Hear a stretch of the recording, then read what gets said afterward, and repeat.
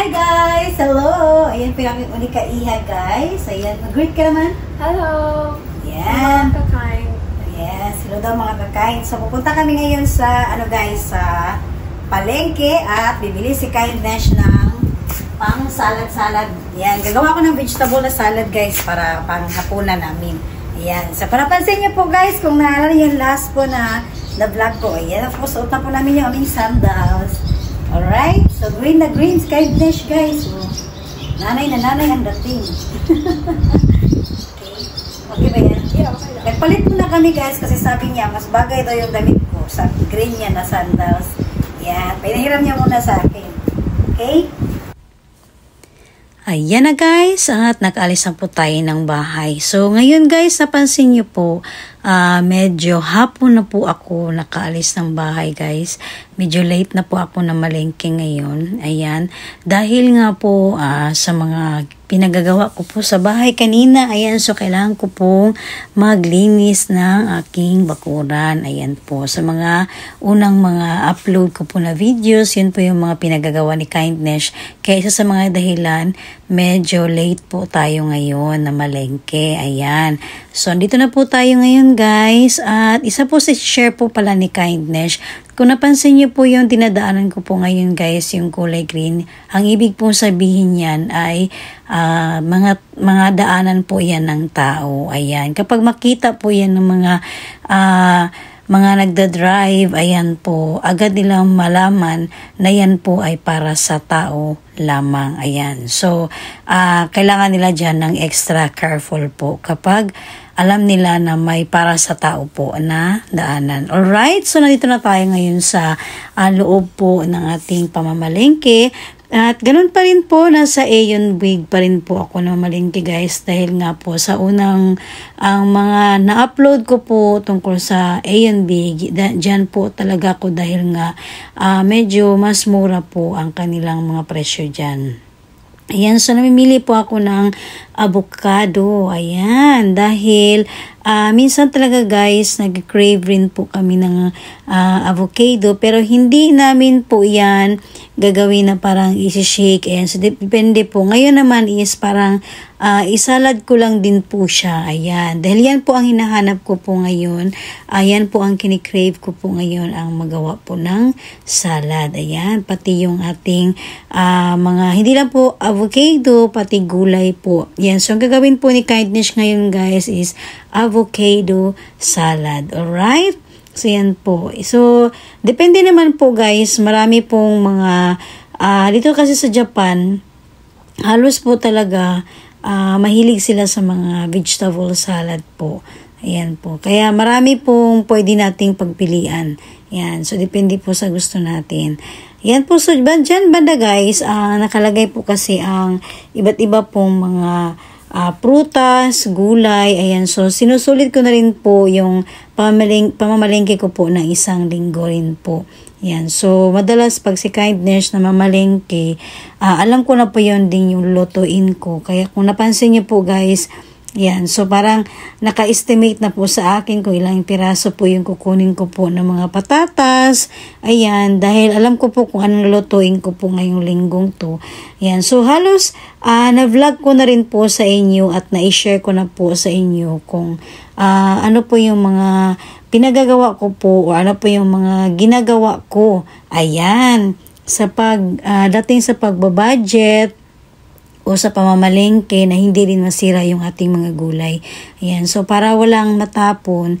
Kaya kung ano lang po yung lulutuin natin guys, yan. So, yun lang din po ang pinamimili ko. So, sa loob ng isang linggo, halos po talaga alam ko na yung anong lutuin natin para alam din natin yung dapat bilhin na gulay para wala po tayong maitapon. Ayan. Walang masayang. So, napansin nyo guys, andyan po ako sa ating, bibili po ako ng broccoli. Ayan. So, hinahanap ko po kasi guys, kasi depende, may malaki, may maliit. So, yung gusto ko yung tama-tama lang para maubos po agad. Dahil marami naman po akong gulay pa. Ayan, ibang gulay rin po ang gagawin ko dahil nga po salad po, vegetable salad po ang gagawin natin ngayon. Alright, so nandito po ako ngayon guys sa mga fruits. Ayan, so gustong-gusto ng anak ko guys ang kiwi. Ayan. So ang kiwi po talaga is napakaganda po sa katawan yan guys. Yan. So, instead na bibili yung anak po ng 5 piraso doon, yung hinawakan ko po ng 1 piraso. So, mas pinili ko po yan dyan guys, dahil yung presyo, at least 6 na po yung laman, halos magkapareho lang. Ayan, so kinukumpara po palagi ni Kindness. So, andito naman tayo ngayon guys sa tinapay. Alright, yan ang pinaka-favorite ni Kindness dyan, ang churros. Yan po. So, madalas dyan talaga kumibili ng churros guys dahil napakamura lang. Hindi pa aabot ng piso. Yan. So, libot naman ako guys at nakarating na ako dito sa ating paper towel. So, napaka-importanting gamit ko po talaga ang paper towel guys pagdating sa kusina. Yan. So, number 1 po talaga siya na ginagamit ko lalo na po sa mga mantika. At napansin niyo po, may binili na po ako na luto na ulam. Alright? O, diba? Hindi na po magluluto si Kindness guys. At mamaya ipakita ko lang po sa inyo kung anong gagawin ko po niyan. Yung mga naluto na. Binili ko na lang po siya at medyo mababa naman yung mga price dyan sa Aeon Big. Alright, so nandito tayo guys. Since isa po ito sa i-share po ni Kindness. So since po is gagawa po tayo ng vegetable salad, ayan, para po sa kaalaman ng lahat, ang mga Japanese po talaga, mahilig po sila sa mga fresh na salad, katulad po ng mga gulay.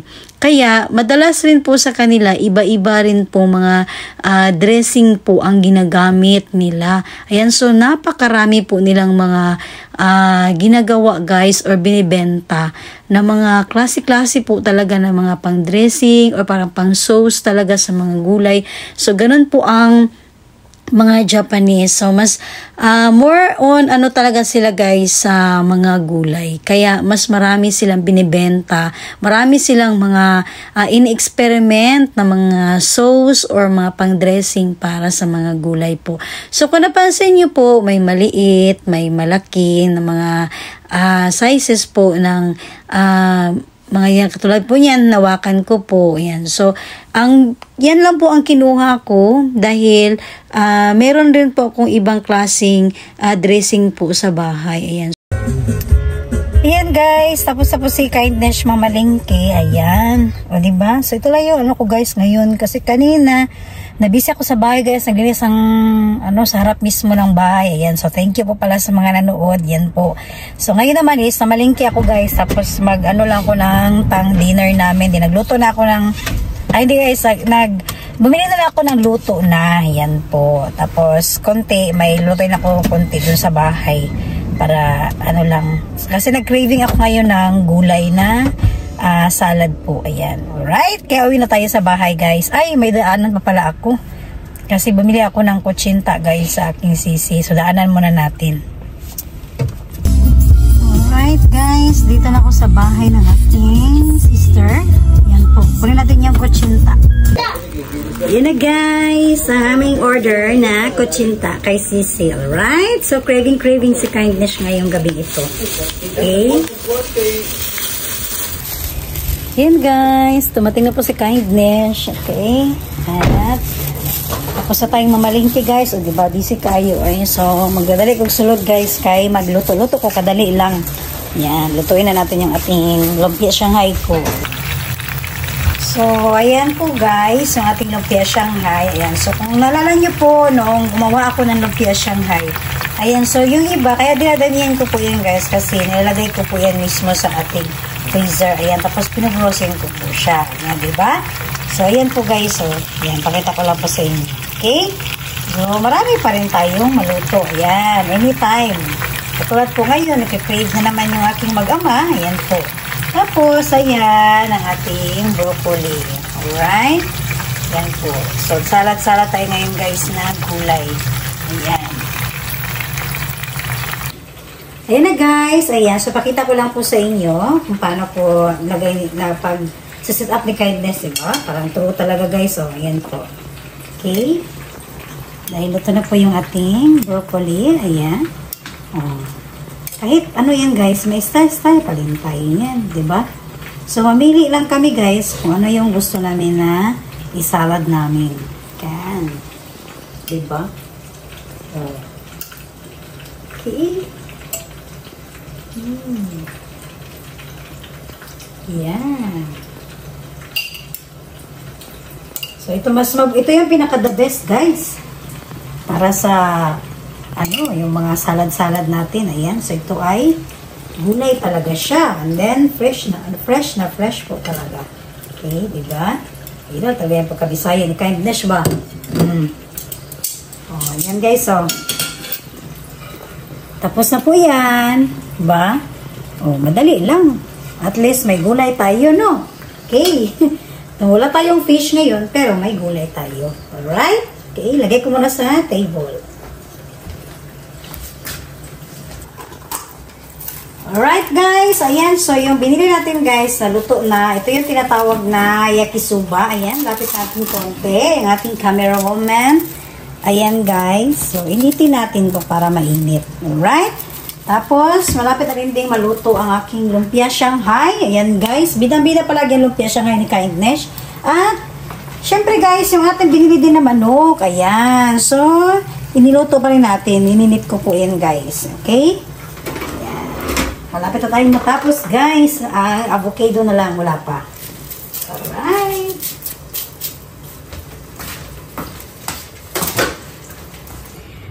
Ayan na guys, tapos si Kindness sa pagluluto. Ayan, so pakita ko lang muna na settings ko na sa table guys, ang aming hapunan. Ayan po. Ayan na po guys, ang lahat-lahat ngayon na pinagagawa ni Kindness.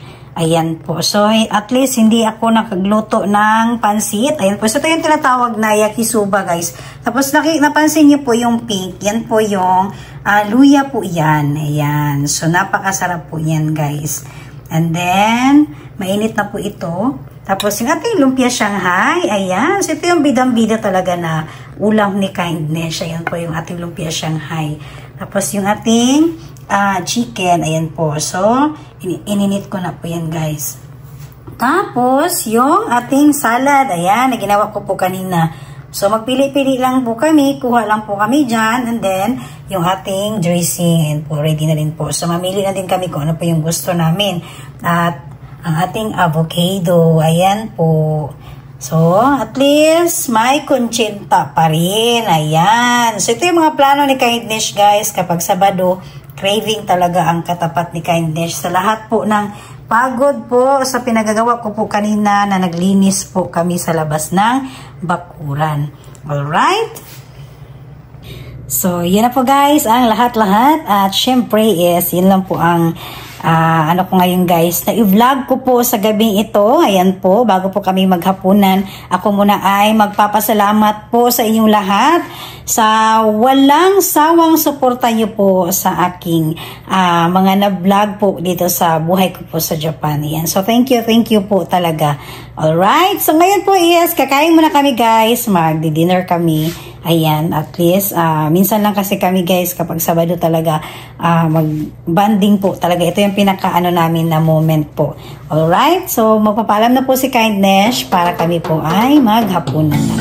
Bye guys! Domo arigatou gozaimasu!